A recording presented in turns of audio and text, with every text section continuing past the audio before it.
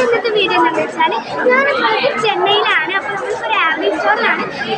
Food കോർട്ടിൽ വന്നിട്ട് നമ്മൾ ആദ്യമായിട്ട് ഗോൾസോൾ ട്രൈ ചെയ്യാൻ പോവാണ്. അപ്പോൾ നമുക്ക് വാങ്ങാൻ